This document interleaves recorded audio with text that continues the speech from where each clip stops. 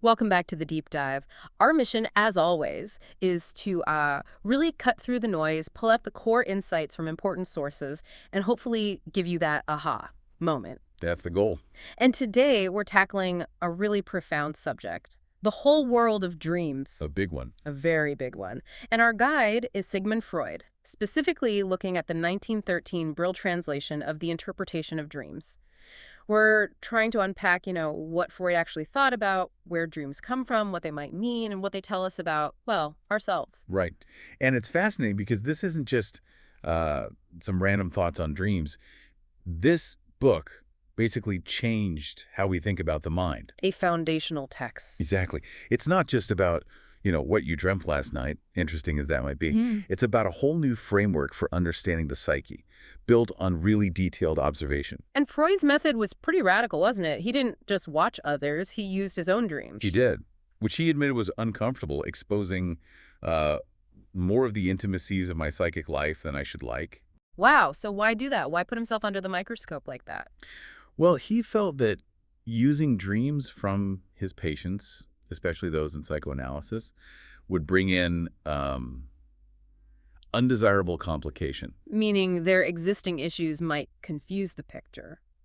Kind of. They're neurotic characters, he called them. He thought his own dreams, awkward as it was to share them, offered a clearer, maybe purer path for an investigator of nature. That makes sense. It also raises the question of what you can only learn through that kind of really deep self-look, right? Absolutely. Pushing past that discomfort. And he didn't just figure it all out at once. He mentions his ideas kept evolving. That's right. He specifically noted putting greater value on symbolism in dreams, or really in unconscious thinking later on. Influenced by others, too, like Steckel. Yes, and his own ongoing experiences. So even Freud was learning and refining as he went. Okay, so that sets the stage for Freud. But what was the world like before him regarding dreams? What did people generally think? Well, often the view was that dreams were totally separate from waking life, almost like stepping into another world. Another world. Yeah, the physiologist Brudak put it like that. He said the dream has taken the dreamer into another world, and it helps us escape, the daily grind, the trials and joys of being awake. Mari also said waking life just doesn't repeat itself in dreams. So a complete disconnect. That was a common idea. Yeah. And it led to some, well, let's just say interesting conclusions, sometimes quite absurd ones. Like dreams being kaleidoscopically in mad play. Raidstock. Exactly that. Right. Or Hildebrandt talking about the wonderful jumps the dreamer allows. The general vibe was often just chaos, incoherence. Right. So against that backdrop, Freud comes along and asks, what actually makes up a dream? Where does this stuff come from? Okay, so he digs into the sources, and he identifies a few key areas. First, the really immediate stuff, recent impressions. Things that just happened. Mostly. Robert noted dreams usually deal with impressions of the recent days. But Nelson refined that a bit. He suggested it's often things from maybe 2 or 3 days before. Wait, not yesterday. Apparently not always. The idea was that impressions from the day just before were not sufficiently weakened and remote. They needed to settle a bit first. That's really interesting. So things that intensely occupied your mind only show up after they've been pushed aside a bit from your active thoughts. Exactly. He gives the example that you usually don't dream about a loved one who just died while you're still, quote, overwhelmed with sorrow. The mind needs some distance. Okay, what else? Then there are external stimuli, things happening around you while you sleep. Noises, temperature changes. Yeah, sensory stuff. Yeah. But the dream doesn't just replay the stimulus. It weaves it into a story. It's not like the stimulus is replaced by some other presentation which is in some way related to it. It becomes part of the narrative. Like those classic examples, Hemming's dreaming he's being hanged because his shirt's too tight. Right. Or Hofbauer dreaming of falling when his bed breaks. Or Gregory dreaming of Mount Etna's heat with a hot water bottle on his feet. Or even Napoleon waking from a battle dream yelling, "We are undermined!" after an explosion. It really makes you wonder about your own weird dreams, doesn't it? Was it just the radiator kicking on? Could be. Okay, what's next? Internal bodily sensations. Sickness, discomfort within the body. So if you're feeling ill. Yes. The idea is, during sleep, the mind turns away from the outside world and can focus more on what's happening inside the body. Tissy even coined a term, was planchnique. The sort of gut-level self. Kind of, yeah. The essence of our being. And he linked this internal focus during sleep to the origin of dreams, even suggesting connections to mental illness. But Freud wasn't keen on theories that were too simplistic about this, right? Like Schirner just mapping dream images directly onto organ shape. No, he felt it was more complex than that, which leads to the next source, maybe the most Freudian one, deep-seated memories and childhood experiences. Really old stuff. Exactly. He talked about hypermnestic dreams, dreams that bring back forgotten memories, Yeah. filling gaps in the conscious memory, often with infantile material. Like Maury dreaming of Trillport, the place he played as a kid. That's a prime example. Remembering details he hadn't consciously thought of for ages. So things from way back, even childhood, can just pop up. Freud had his own example too, didn't he? The beer cellar. He did.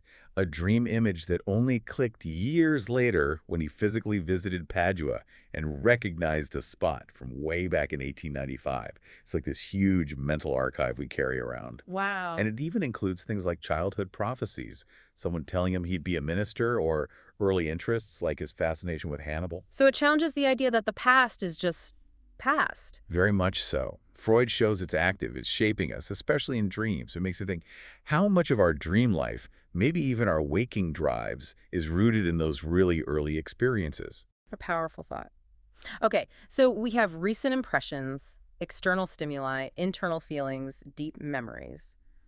What did Freud ultimately say dreams are? What was the big theory? The absolute core, the revolutionary idea, was wish fulfillment. His famous line, "The dream is the disguised fulfillment of a suppressed, repressed wish." Wish fulfillment. Okay. And for kids, he said, it's often pretty straightforward.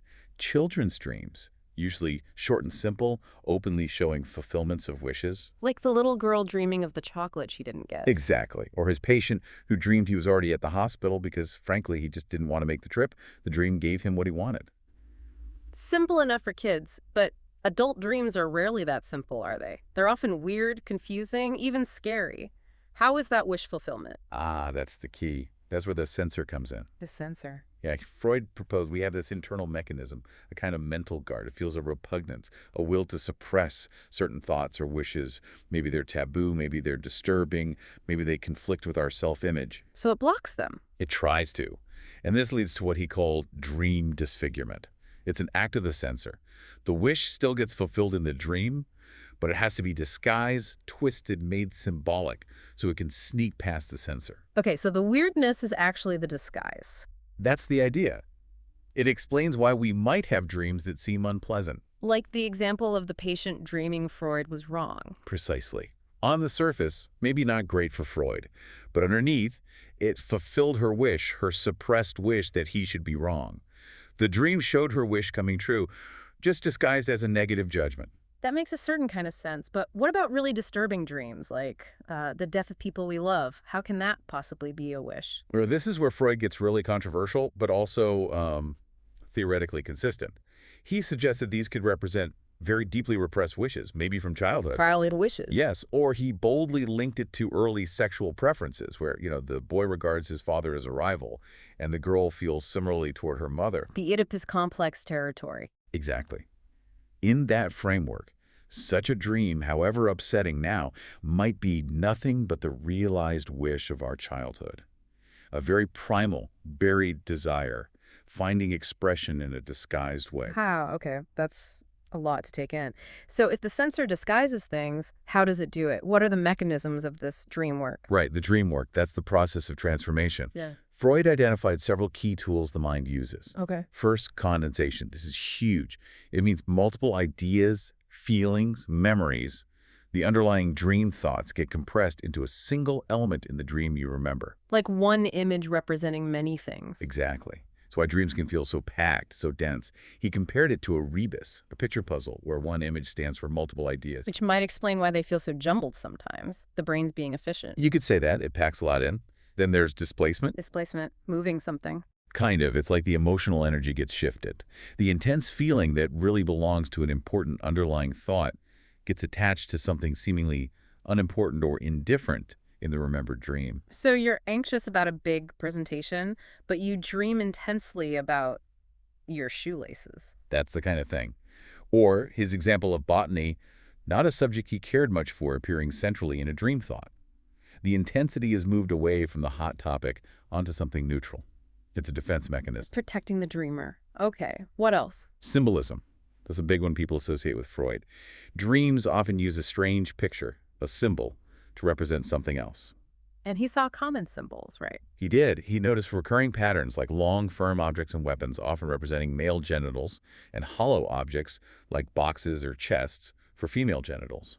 Even the little one could symbolize genitals. And actions, too. I remember reading about the stairway symbolism. Yes, representing coitus, partly because of the rhythmical character of both climbing stairs and sex. Fascinating. And he argued this symbolism wasn't just random or personal.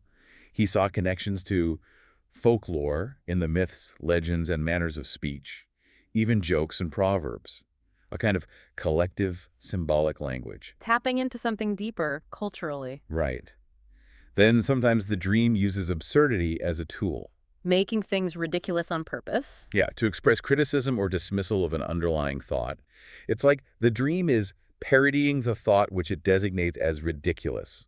A form of dream sarcasm, maybe?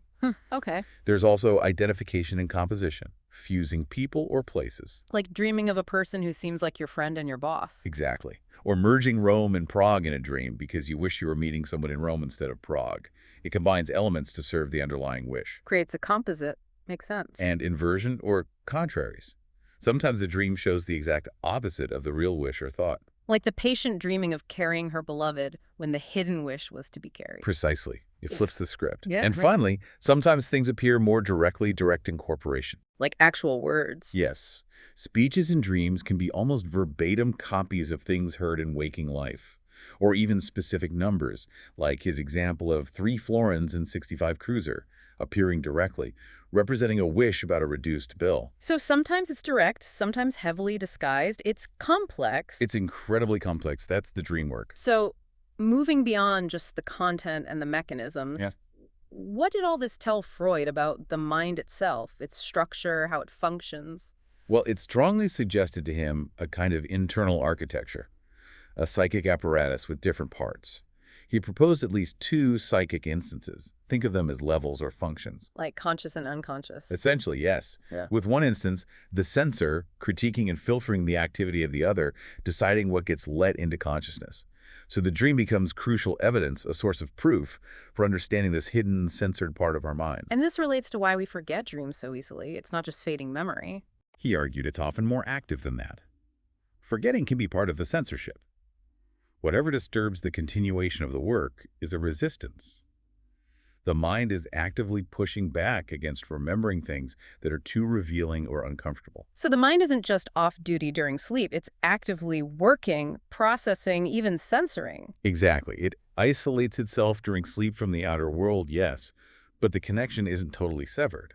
Consciousness, which he saw as a sort of sensory organ for mental qualities, can still be activated when a dream becomes vivid, like a perception. It's a different kind of mental activity, but it's activity nonetheless. What about those older ideas, maybe pre-Freudian, that dreams sort of cleanse the mind, like opening a valve? Did Freud agree with that? He actually saw his findings aligning with that kind of view, yeah. Mm. Writers like Robert and Delage talked about dreams relieving the mind like a valve, rendering harmful material harmless. Freud saw the dream work, the disguise, as achieving that. So it lets off steam safely. In a way. He also framed it as a return to the embryonal state of psychic life, allowing more primitive modes of work, suppressed during the day, to come out and play, helping process things, a kind of nightly psychological reset. And the implications for mental health. Did he see links between dreams and psychological problems? Oh, absolutely. Profound links. He talked about etiological and clinical relations, how dreams could reflect or even be precursors to psychotic conditions. Really, like a warning sign. Potentially, or at least a window into the underlying processes. He also saw analogies between dream states and things like epileptic attacks or nocturnal insanity or even certain types of hysterical attacks. For Freud, understanding dreams was key to understanding mental illness. Okay, so given this incredible complexity, the disguise, the censor, the deep meanings, how on earth do we go about interpreting a dream? Freud clearly wasn't a fan of the old methods. It's not at all. He explicitly called both these popular interpretation procedures, the symbolic one relying on intuition or supposed extraordinary gifts, and the cipher method using those fixed dream dictionaries, worthless for the scientific treatment. Just too simplistic, too rigid. Right. No room for individual complexity or the work of the censor. So what was his scientific path? How did he propose we should do it? His psychoanalytic method isn't easy. It takes exertion, he said, and practice. And crucially, you have to tackle the resistance. The sensor fighting back. Exactly. The person analyzing their dream must be explicitly commanded to resign the critique. You have to try and suspend judgment, just report whatever thoughts or associations come up, no matter how weird or irrelevant they seem. Free association. Let the mind wander freely around the dream elements. Yes. And the interpreter, or even you interpreting your own dreams, has to assume that whatever disturbs the continuation of the work is a resistance. If you suddenly draw blank or feel like stopping, that itself is meaningful. It signals the sensor is active right there. That sounds challenging. For listeners who are intrigued, maybe want to explore their own dreams a bit using these ideas, where's a practical place to start? Well, a good initial step is always try to connect the dream to the experience of the previous day, or maybe the day before that, given what we discussed. What was going on in your life? Look at the trigger. Look for the trigger, the day residue. Also, if you remember multiple dreams from one night, treat them as related. He said they are quite regularly in the interpretation to be treated as a whole. They likely circle around the same core issues. Don't treat them as separate stories. Right. And maybe most importantly, don't trust the dream's surface story too much. That apparent coherence, he warned, is often of suspicious origin. It's likely part of the disguise created by the dream work. So you have to look under the plot. Exactly. Yep. You need to follow a regressive path back from the remembered dream to the underlying thoughts and wishes it's disguising. It's like detective work on your own mind. Wow. This whole deep dive into Freud's interpretation of dreams really underscores how intricate our minds are, even when you're asleep. It's definitely not just random static. Not at all. It paints a picture of the mind as constantly active, purposeful, trying to work things out, even if it does so in this very disguised, symbolic language. A hidden narrative of our inner world. Precisely. And if dreams really are these disguised fulfillments of suppressed wishes, well, makes you wonder, doesn't it? What might those recurring anxieties in your dreams, those strange symbols, those persistent storylines, actually be trying to tell you about what's hidden deep down? Even if you don't try to decode every single detail. Right. Even just acknowledging that possibility that there's this deeper layer can shift how you understand yourself, maybe even how you relate to others. It's a fundamentally different way of looking inward. A really profound thought to take away and maybe sleep on. It certainly shows there's always more to learn about ourselves and the incredible landscape of the human psyche.